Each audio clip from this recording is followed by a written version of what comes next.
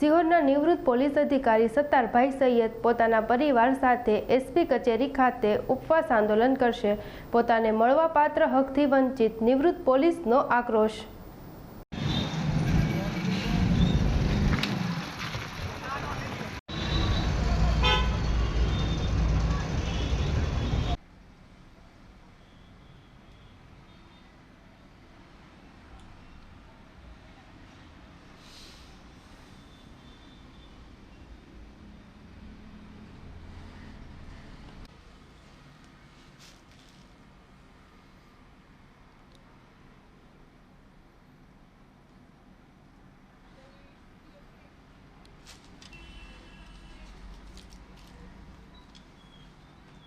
મારું નામ સત્તારભાઈ સૈયદ।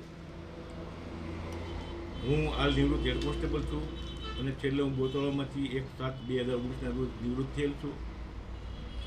ગવર્મેન્ટ પાસે જે મારા કાંઈ લેણા હતા તેની માટે મેં 2 પ્રયત્નો કર્યા છે।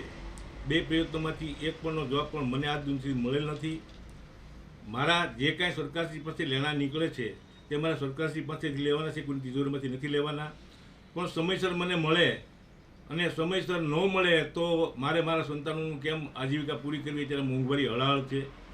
પણ છતાં 2-3 વખત હું કર્મચારીઓને મળ્યો છું, કર્મચારીઓએ મને રિસ્પોન્સ આપ્યો છે, પણ કર્મચારીઓ તરફથી કોઈ નિરાકરણ નહીં કરતા છેલ્લે મારે 4 તારીખે એક અરજી આપવી પડી છે।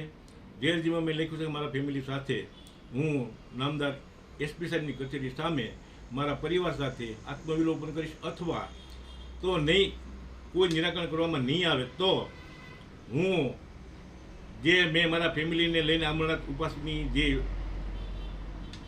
લેખિત અરજી કરેલી છે તે જ અનુસંધાને હું ફરી વખત સાહેબને વિનંતી કરું છું કે મને આત્મવિલોપન કરવાની મારા ઉપર ફરજ ન પાડતા, કેમ કે હવે હું કંટાળી ગયો છું અને હું મારા છેલ્લે સ્ટેજે છું। અત્યારે મારી 66 વર્ષની એજ થઈ છે। હવે મારી પાસે કાંઈ નથી વધ્યું, ત્યારે હું અત્યારે તે બધાની પાસે આજીજી કરું છું, છતાં મારા કોઈ પ્રશ્નોનું નિરાકરણ નથી આવ્યું, જેના હું આપને બંને પુરાવો આપું છું।